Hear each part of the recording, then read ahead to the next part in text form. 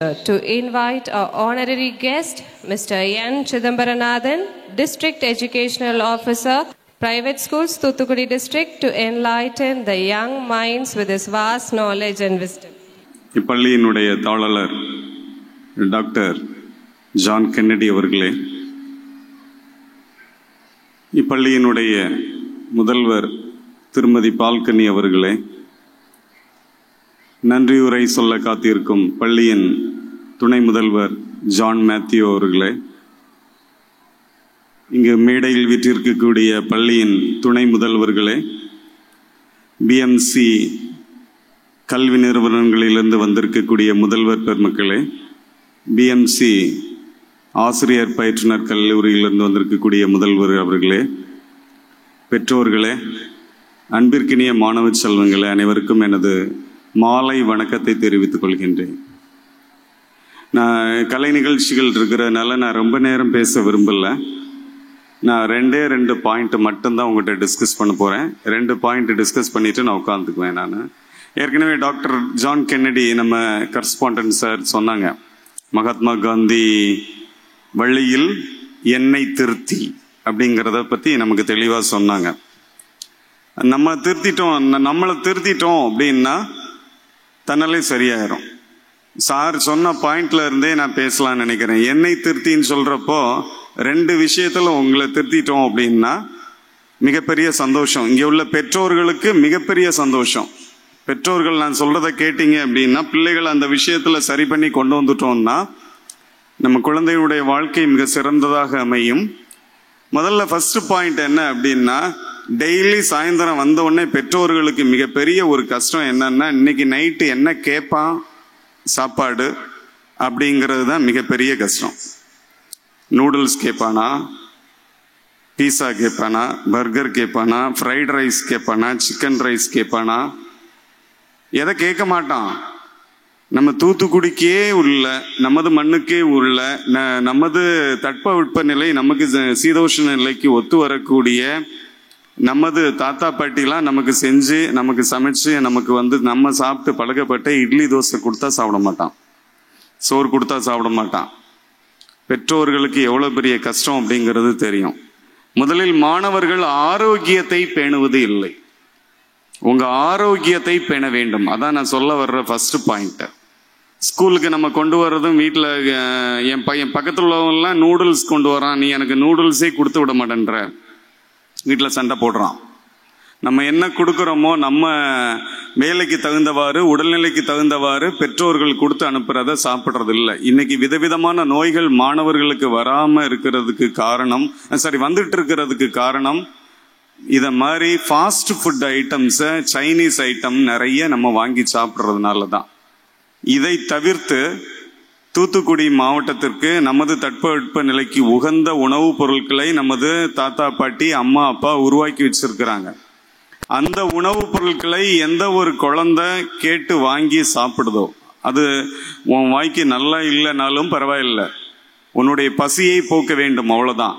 எந்த ஒரு குழந்தை அதை மாதிரி சாப்பிட்றாங்களோ அவங்களுக்கு உடல் ஆரோக்கியம் பேணப்படும். மாணவர்கள் செய்யலாமா? சார் என்னை திருத்தி சொன்னார்ல, உன்னை திருத்த வேண்டிய ஃபர்ஸ்ட் பாயிண்ட் உன்னுடைய ஆரோக்கியம், சாப்பாடு. செய்யலாமா, செய்ய முடியாதா? சத்தம் இல்லையே. Right, okay. அப்போ முதல்ல உன்னுடைய ஆரோக்கியத்தை சரி பண்றதுக்கு அப்பா அம்மா தர்ற உணவுப் பொருட்களை தான் சாப்பிடணும்.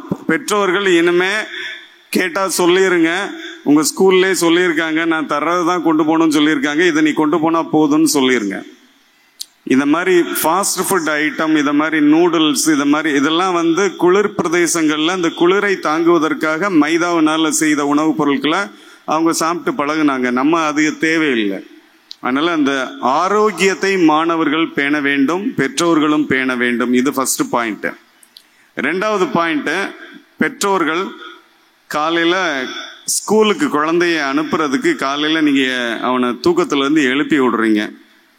அவனை தூக்கத்துல இருந்து எழுப்பி விடுறது எவ்வளவு கஷ்டம்னு ஒவ்வொரு அப்பாவையும் அம்மாவையும் கேட்டு பார்த்தா தெரியும். அப்பாவுக்கு கூட தெரியாது, அம்மாட்ட கேட்டா தெரியும். தூக்கத்துல இருந்து எழுப்பி விடுறது எவ்வளவு கஷ்டம். காலையில புக்கை எடுத்து படிக்க சொல்றது எவ்வளவு கஷ்டம். காலையில எந்திரிச்ச உடனே பல் தேயிடான்னு சொல்றது எவ்வளவு கஷ்டம். நீ போட்டுட்டு வந்த யூனிஃபார்மை கரெக்டாக எந்த இடத்துல போடணுமோ அங்கே போடுடான்னு சொல்கிறது கஷ்டம். வெளியில் வர்றப்போ சுவிட்சை ஆஃப் பண்ணிட்டு வா, ஃபேனு லைட்டெல்லாம் ஆஃப் பண்ணு அப்படின்னு சொன்னால் குழந்தைகள் எத்தனை பேர் கேட்குறாங்க, எத்தனை பேர் கேட்கல அப்படிங்கிறத பெற்றோர்களாகிய நீங்கள் டெய்லி உங்கள் வாழ்க்கையில் நீங்கள் கஷ்டத்தை அனுபவிச்சுட்டு இருக்கீங்க. ஸ்கூலில் இங்கே ஆசிரியர் பெருமக்கள் படிடா, இத்தனை கொஸ்டின் படிச்சுட்டு வாடா, இந்த லெசனை படிச்சுட்டு வாடா அப்படின்னு சொன்னால் படிச்சுட்டு வரக்கூடிய குழந்தைகளும் இருக்குது. நீங்கள் என்னைய படிக்க வச்சு பார்த்துருங்க பார்ப்போம் அப்படின்னு சேலஞ்ச் பண்ணுற குழந்தைகளும் இருக்குது. 2 விதமான குழந்தைகளும் நம்மகிட்ட இருக்கிறாங்க. அப்போது எந்த ஒரு குழந்தை தன்னை சுற்றி, நம்ம இப்போ கோயிலுக்கு போகிறோம், கோயிலில் போய் நம்மளால சாமியை பார்க்க முடியுதா அப்படின்னு கேட்டால் அங்கே உருவம் இருக்குது, அந்த உருவத்தை பார்த்து நம்ம வழிபட்டுட்டு வருகின்றோம். ஆனால் அதே கடவுள் என்ன செஞ்சிருக்கிறார் அப்படின்னா, மனித உருவில் கடவுள்கள் 3 பேரை நம்ம கூட அனுப்பிச்சு வச்சிருக்கிறாரு. உனக்கு எதுனாலும் உடனே கஷ்டப்பட்டு துடிக்கக்கூடிய உன்னுடைய அம்மா, உன்னுடைய தேவைகள் அனைத்தையும் நிவர்த்தி செய்து உன்னை நல்ல ஒரு குடிமகனாக உருவாக்க காத்திருக்கும் உனக்கு ஒரு நல்ல எதிர்காலத்தை உருவாக்க காத்திருக்கும் உன்னுடைய அப்பா, உன்னை மிகச்சிறந்த ஒழுக்கத்திலும் கல்வியிலும் மிகச்சிறந்த மாணவனாக உருவாக்கி தர காத்திருக்கும் உன்னுடைய ஆசிரியர் பெருமக்கள். இவங்க 3 பேரும் தான் நம்ம கண்ணால் பார்க்கக்கூடிய கடவுள்கள். இதை எத்தனை மாணவர்கள் உணர்றாங்கன்னு தெரியல. எந்த மாணவர்கள் இதை உணர்ந்து இந்த 3 பேருக்கும் மரியாதை கொடுக்குறாங்களோ கண்டிப்பாக அந்த மாணவர்கள் வாழ்க்கையில் மிகச்சிறந்த மாணவர்களாக வருவாங்க. உங்க அம்மா உடம்பு சரியில்லாமல் ஒரு 3 நாள் படுத்துட்டாங்கன்னா உனக்கு சாப்பாடு தர்றதுக்கு ஆள் இருக்குதா அப்படின்னு யோசிப்பார். நம்ம வீட்டில் நமக்கு சாப்பாடு தர்றதுக்கு ஆள் இருக்குதா அப்படின்னு கேட்டால் இல்லை. நம்ம அப்பா 1 மாதம் வேலைக்கு போகல, வீட்டில் எல்லாருடைய தேவைகளையும் நிவர்த்தி செய்ய முடியுமா அப்படின்னு கேட்டால் அதுக்கும் ஆள் இல்லை. அப்போ இன்னைக்கு நம்ம எல்லா தேவைகளையும் நிவர்த்தி செய்து ஒரு சிறந்த வாழ்க்கை வாழ்வதற்கும் நல்ல முறையில் சாப்பிட்றதுக்கும் நல்லா படிக்கிறதுக்கும் காரணமாக இருக்கிறது நமது தாயும் தகப்பனும் மட்டும்தான். நீங்கள் எத்தனை நாள் உங்கள் அப்பா அம்மா பேச்ச சொன்னதை கேட்கலையோ, கேட்காம இருக்க அது தாய்க்கும் மிகப்பெரிய வருத்தத்தை கொடுக்கும், தந்தைக்கும் மிகப்பெரிய வருத்தத்தை கொடுக்கும். நம்ம பிள்ளை சொன்னதை கேட்க மாட்டேங்கிறானே, நம்ம என்ன சொன்னாலும் கேட்கறது இல்லையே, இவன் எப்படி படிக்க போறான், இல்லை எப்படி பெரிய ஆளா வரப்போறான், எப்படி ஒரு கவர்மெண்ட் வேலைக்கு போக போறான் அப்படிங்கிறத நினைச்சு அம்மாவும் கஷ்டப்படுவாங்க, அப்பாவும் கஷ்டப்படுவாங்க. நீ நினைக்கிற நம்ம அப்பா அம்மா சொன்னதை கேட்காம இருந்துட்டோம்னா நம்ம வெற்றி பெற்று விட்டோம் அப்படின்னு நினைக்கிற. நீ வெற்றி பெறவில்லை, தோல்வி அடைகின்றாய். உன்னுடைய அப்பாவுடைய அம்மாவுடைய அந்த கவலை அவங்களுடைய அந்த ஆயுளை குறைக்கும். நீ அவங்கள கஷ்டப்படுத்தினா மனதார அவங்க படக்கூடிய அந்த கவலை அவங்களுடைய ஆயுளை கொஞ்சம் கொஞ்சமா குறைச்சிட்டு வரும். இதே இது நீ மாற்றி யோசி, சொன்னதை நீயாவே செய். சாயந்தரம் போன உடனே நீயாவே உன்னுடைய வேலையை பாரு, டிவியை தூக்கி. நம்ம யாருக்கு மிகப்பெரிய மரியாதை கொடுக்குறோம்னா, நம்ம கூடவே இருந்து நமக்கு அத்தனை தேவைகளையும் செய்து கொடுக்கக்கூடிய அப்பா அம்மாவுக்கு ஆசிரியர்களுக்கு மரியாதை கொடுக்காம உயிரற்ற ஜீவன்களுக்கு மரியாதை கொடுக்கிறோம். 2 உயிரற்ற ஜீவனை தான் இன்னைக்கு நம்ம தலையில தூக்கி வச்சிருக்கிறோம். ஒன்னு செல்போனு, இன்னொன்னு டிவி. என்னைக்கு இந்த உயிரற்ற பொருட்களை தூக்கி தூர போட்டுட்டு உயிருள்ள ஜீவன்களாகிய தாய் தகப்பன் ஆசிரியர்களுக்கு மரியாதை கொடுக்கிறியோ அன்னைக்கு நீ கண்டிப்பா வாழ்க்கையில மிகச்சிறந்த மாணவனாக வர முடியும். நீ எப்ப வேணாலும் டிவி வாங்கலாம், எப்ப வேணாலும் செல்போன் வாங்கலாம், ஆனா எப்ப வேணாலும் அப்பாவை வாங்க முடியாது, எப்ப வேணாலும் அம்மாவை வாங்க முடியாது. ஒன்ஸ் 12th முடிச்சு இங்க இருந்து வெளியில போயிட்டேன்னா இதே பிஎம்சி ஸ்கூலுக்குள்ள நீ வர முடியாது, உன்னுடைய ஆசிரியரை பார்க்க முடியாது, வெளியில நின்றுதான் பேசணும். அப்போ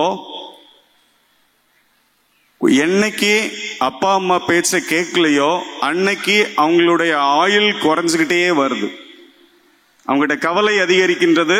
அந்த கவலை நோயாக மாறி ஆயுளை குறைக்கும்.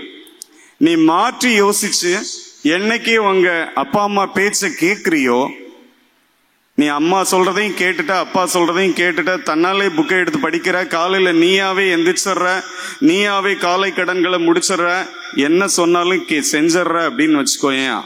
முதல்ல சந்தோஷப்படக்கூடிய ஜீவன் உன்னுடைய அம்மா. மிகப்பெரிய சந்தோஷமா இருக்கும் உனக்கு. ஐயா நான் அதை செஞ்சு தரவா, இதை செஞ்சு தரவா, உனக்கு என்ன வேணும், உனக்கு பிடிச்சதெல்லாம் செஞ்சு தருவாங்க. நீ அம்மா சொன்னதை கேட்டு அப்படியே நடந்தா. இதே இது அப்பா வெளியில சொல்ல மாட்டாரு, நீ போன பிறகு அம்மா கிட்ட வருவாரு, இப்ப சொன்னதெல்லாம் கேட்கிறான், உண்மையிலே சந்தோஷமா இருக்கு அப்படின்னு ஒருத்தருக்கு ஒருத்தர் அவங்க டிஸ்கஸ் பண்ணிக்குவாங்க. ரெண்டு பேருக்கும் அது மிகப்பெரிய சந்தோஷம். ரெண்டு பேரும் உன் கூட வாழக்கூடிய வாழ்நாட்கள் ஆயுள் என்ன செய்யும்னா கூடிக்கிட்டே இருக்கும். நீ உங்க அப்பாட்ட கேளு, உங்க அம்மாட்ட கேளு. என்ன கேளுன்னா, உங்களுக்கு ஹீரோ யாரு, ஹீரோயின் யாரு அப்படின்னு கேட்டா சொல்லுவாங்க. எத்தனை இந்த மேடையில் இருக்கிறவங்ககிட்ட கேட்டு பார்த்தாங்கனாலும் சொல்லுவாங்க. ஹீரோ யாரு அப்படின்னு கேட்டா அவங்க அப்பா தான் ஹீரோ. உங்க அம்மாட்ட கேளு, உங்களுக்கு ஹீரோ யாருன்னு கேட்டா எங்க அப்பா தான், எங்க அப்பா மாதிரி யாரும் கிடையாதுன்னு சொல்லுவாங்க. ஆனா அதே அம்மா சின்ன பிள்ளையில இருக்கிறப்போ அப்பா சொல்றத கேட்டிருப்பாங்களா அப்படிங்கிறது தெரியல. ஹீரோயின் ஹீரோ அப்பா, ஹீரோயின் அம்மாவை சொல்லுவாங்க. அவங்கெல்லாம் 50 வயசு அல்லது 40 வயசு கடந்ததுக்கு அப்புறம் தான் அது தெரியுது. எந்த ஒரு குழந்தை இப்பவே தாய்க்கும் தகப்பனுக்கும் உள்ள மரியாதை கொடுக்கறாங்களோ அந்த குழந்தை உண்மையிலே மிகச்சிறிய குழந்தைய, மிக சிறந்த குழந்தையாக இந்த சமுதாயத்தில் உருவெடுக்கும் என்பதில் மாற்றமே இல்லை. நீ வீட்டில் ஒரு பாசிட்டிவ் சிச்சுவேஷன், அப்பா அம்மா சொன்னதெல்லாம் கேட்டு நீயாவே நல்லது சொன்னதெல்லாம் செய்ய ஆரம்பிச்சிட்டேன்னா அந்த நேர்மறையான அந்த பாசிட்டிவ் சூழல் ஸ்கூல்லையும் உன்னை தொடரும். ஸ்கூல்லையும் சொன்னதை கேட்க ஆரம்பிச்சிட்டேன்னா ஆசிரியர்கள்ட்ட உன் மேல உள்ள பிரியம் அதிகமாகும். அந்த பையன் சொன்னதெல்லாம் கேட்குறான், அந்த பொண்ணு சொன்னதெல்லாம் கேட்குறா, இப்போ நல்லா பண்ணுறாங்க, அவங்களுக்கு நம்ம இன்னும் கொஞ்சம் கோச் பண்ணணும்.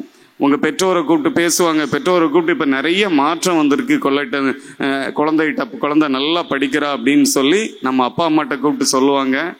அப்போ டீச்சர்ஸுக்கும் ஒரு பாசிட்டிவான சிச்சுவேஷன், அப்பா அம்மாட்டையும் ஒரு பாசிட்டிவான சிச்சுவேஷன், கண்டிப்பாக நம்ம வாழ்க்கையில் உயர்ந்த நிலையை அடைய முடியும். அப்போ நான் ரெண்டாவதாக சொல்ல வந்த கருத்து, எந்த ஒரு குழந்தை தாய் தகப்பன் ஆசிரியர் 3 பேருக்கும் தகுந்த மரியாதை கொடுத்து தன்னை சுற்றி ஒரு நேர்மறையான சூழலை, பாசிட்டிவ் சிச்சுவேஷனை உருவாக்குறாங்களோ அந்த குழந்தை மிகச்சிறந்த குழந்தையாக சமுதாயத்தில் கண்டிப்பாக வரும். நீ மிகச்சிறந்த குழந்தையாக வர வேண்டும் எனில் ஒன்று உன்னுடைய ஆரோக்கியம், உணவு பழக்க வழக்கத்தில் உன்னுடைய ஆரோக்கியம். இரண்டாவது 3 பேர் சொல்றத கேட்டு நல்ல குழந்தையாக வர வேண்டும். அப்படி நீ வரும்பொழுது நீ படிக்கக்கூடிய பள்ளிக்கும் பெருமை. அப்படி நீ இருந்தேன்னு சொன்னா இன்னும் ஒரு 15 வருஷம் கழிச்சு நான் இருக்கக்கூடிய இந்த இடத்துல இங்க படிச்சு வேலையில இருக்கக்கூடிய உங்களில் ஒருத்தர் தான் இங்க உட்கார போறீங்க. இந்த மேனேஜ்மெண்ட்ல இருந்து கூப்பிடணும், நீங்க எங்க ஸ்கூல்ல தான் படிச்சீங்க, இன்னைக்கு இவ்வளவு பெரிய பதவியில இருக்கிறீங்க, நீங்க தான் எங்க ஸ்கூலுக்கு சீஃப் கெஸ்டா வரணும், எங்க ஸ்டூடெண்ட்ஸுக்கு நீங்க தான் ஒரு ரோல் மாடல்னு சொல்லி உன்னை கூப்பிடுற அளவுக்கு உன்னுடைய தகுதியை உயர்த்தி கொள்ள வேண்டும் எனில் உன்னுடைய ஆரோக்கியத்தை பேண வேண்டும்.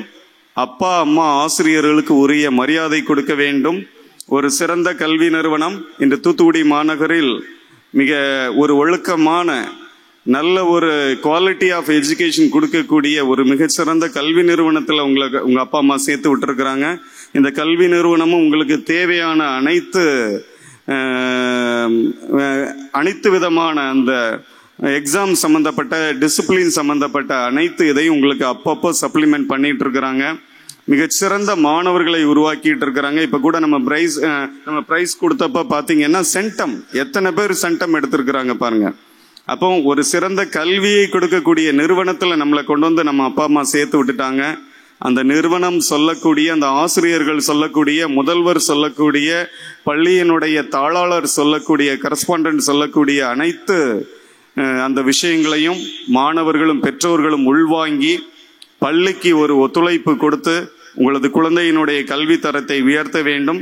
அதற்கு எல்லாம் அல்ல இறைவன் நீண்ட ஆயுளையும் ஆரோக்கியத்தையும் பள்ளி நிர்வாகத்தினருக்கும் பெற்றோர்களுக்கும் மாணவர்களுக்கும் என வழங்க வேண்டும்.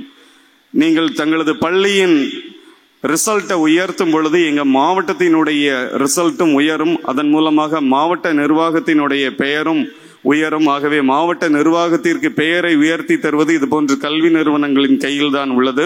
அதற்கு பெற்றோர்கள் ஒத்துழைப்பு கொடுக்க வேண்டும் என்று கேட்டுக்கொண்டு பள்ளி நிர்வாகத்தினர் அனைவருக்கும் எனது வாழ்த்துக்களை மீண்டும் ஒரு முறை தெரிவித்து பெற்றோர்களுக்கும் வாழ்த்துக்களை தெரிவித்து விடைபெறுகிறேன். நன்றி, வணக்கம். Thank you, sir. Your words were enlightening and inspiring for our aspirants. A special award goes to Kaveri of our school for her excellence in tennis ball cricket. I request our chief guest to kindly do the honors. A feather on her hat and our school. She played for India's tennis ball cricket team on behalf of India in South Asian Tennis Ball Cricket Championship at Rangshala Stadium, Nepal, from 30/12/2024 to 1/1/2025. India chased Nepal and India achieved the goal. On behalf of Kaveri, her mother receives the prize. Thank you, sir.